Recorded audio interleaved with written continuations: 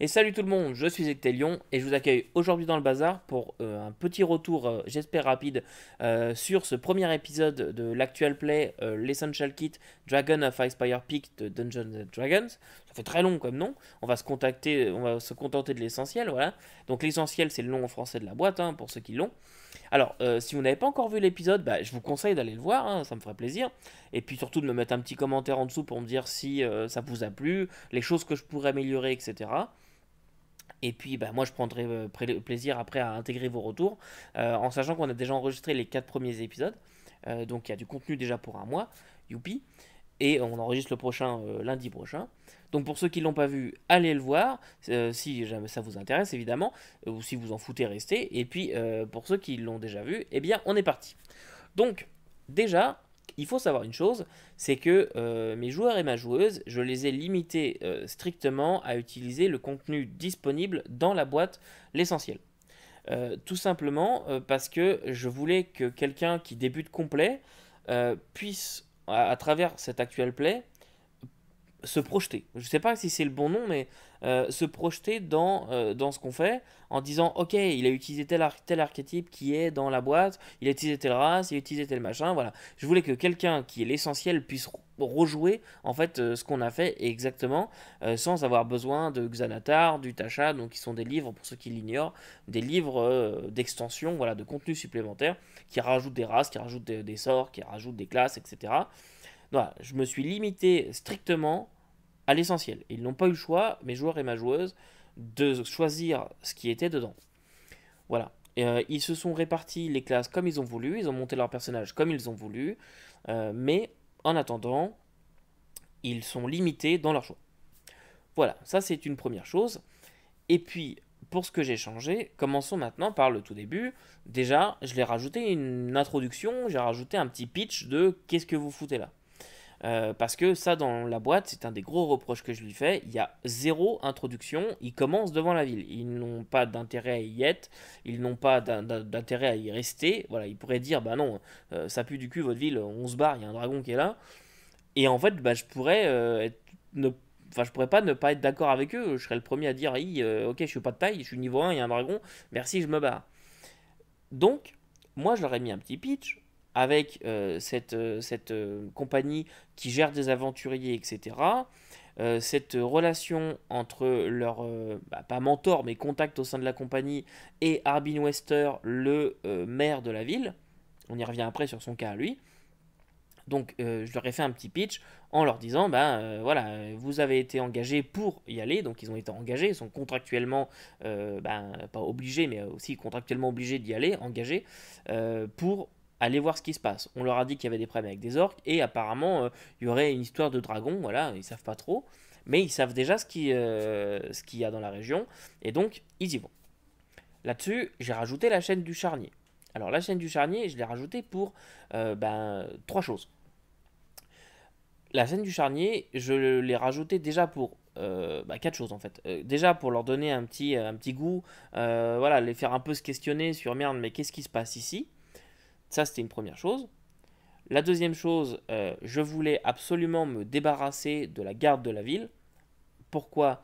Parce que sinon, il n'y a pas de sens que le garde de la ville ne puisse pas faire 15 minutes de marche pour aller chercher une femme qui risque sa vie en étant seule dans son moulin, par exemple, ou d'aller chercher deux nains qui sont pas très loin non plus. Voilà. Alors, la garde de la ville, c'est pas spécifié, je crois pas en tout cas dans l'aventure qu'il y a une garde de la ville, mais pour moi, c'est un basique, c'est comme l'auberge ou la taverne, c'est un basique d'une ville médiévale fantastique. Il y a forcément une milice, une garde, quelque chose. C'est un village qui est isolé à peu près au milieu des montagnes, il y a des orques dans la région, bref, si le village veut pas se faire attaquer, c'est normal qu'ils engagent des gardes. Mais pour moi, c'était un problème puisque au début, les quêtes de base, c'est va à 10 minutes à pied et va chercher machin. Donc, parti de là, je me suis dit, il faut que je m'en débarrasse de cette garde, sinon ça va poser question. Donc, je les ai fait attaquer par le dragon.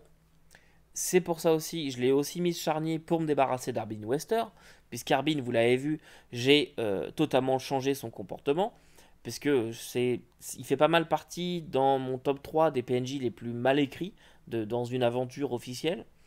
Et donc, ce PNJ qui se cache derrière sa porte parce qu'il a peur que les gens qui viennent soient des dragons, je comprends pas l'intérêt d'avoir fait ça comme ça. Donc, lui, je l'ai changé et j'en ai fait un ex-grand aventurier. Donc, moi, comme ça, je l'imaginais pas mal niveau 12-13 dans ces eaux-là. Donc un ancien grand aventurier qui est capable lui-même de s'occuper en fait des tâches de base. Voilà, s'il avait fallu aller chercher X ou Y PNJ à 10 minutes à pied, même s'il n'y a pas de garde, il serait allé lui. Pour moi, c'était une logique dans son comportement que j'ai réécrit. Et donc, bah, il fallait que je m'en débarrasse aussi. Mais il fallait pas qu'il meure puisque c'est lui qui donne les quêtes et qui tient les cordons de la bourse. Puis sinon, si je l'avais fait mourir, j'aurais complètement dévié de l'aventure. Et je voulais vraiment qu'on reste dans le cadre de l'essentiel, avec les quêtes de l'essentiel, etc. Donc, je voulais pas qu'il meure, mais je voulais m'en débarrasser. Pour ça, je lui ai fait prendre un souffle de froid, un peu en ricochet. Voilà, c'était pas lui la cible forcément principale. Enfin, en tout cas, il n'a pas pris les dégâts qu'il aurait dû prendre s'il avait été pris dans le souffle principalement. Mais il est quand même bien amoché pour rester au lit. Donc, il est resté au lit. J'ai inventé sa fille pour qu'elle s'en occupe. Et puis aussi pour une autre chose, c'est que une fois qu'il le rencontre, vous avez pu le voir, lui il leur demande d'aller chercher les nains, d'aller chercher un objet pour les aider chez les gnomes. Lui son but c'est se débarrasser du dragon, la menace qui pèse sur ma ville, etc., etc. Il reste dans cette logique de maire aventureux, d'ancien aventurier, un peu guerrier, etc. Donc il reste dans cette logique là. Et pour sa fille, elle veut protéger et sauver son père. Donc elle leur demande plutôt d'aller chercher la potion de soin. Et, enfin, la guérisseuse pour le coup. Et donc, ils ont vraiment eu le choix là, à ce moment-là, de choisir la voie de partir chez les gnomes ou chez les nains, et d'aller chercher la guérisseuse, qui, pour ceux qui l'ignorent, c'est les trois quêtes de base de l'essentiel. Donc, quand on est niveau 1, on a le choix entre ces trois quêtes-là avant de passer aux quêtes supplémentaires. Donc, ils ont le choix, ils ont décidé de partir chez la guérisseuse, et chez la guérisseuse, ils ont rencontré la Manticore. La Manticore, moi, c'est un PNJ que je trouve très intéressant, et quand j'ai vu leur réaction, alors ils me l'ont joué un peu méta, je l'accorderai aux puristes d'entre vous, c'est vrai qu'il y en a quand même plusieurs qui ont capté quasiment tout de suite que c'était une Manticore, et donc, ils voulaient pas forcément l'affronter connaissant les stat blocks, voilà. Donc, en plus, ça fesse vraiment une Manticore. Pour des niveaux 1, ils auraient vraiment pu risquer gros. Donc, ils ont décidé de négocier. Ça aussi, c'est prévu par le scénario. Donc, ils ont négocié. Et moi, je me suis dit, attends, cette Manticore, elle a été chassée de chez elle. Enfin, du moins, elle a perdu son territoire. Et elle est là pour manger. Donc, elle a faim. Et je voulais en faire une créature un peu maligne, un peu. Voilà. Donc, elle a faim, mais en fait, pas vraiment. Elle est quand même grassouillette et tout. Et je trouve que ça a bien marché, cette scène-là. Et, eh bien, négociation de vous devez vous débarrasser du dragon, sinon je bouffe les villageois.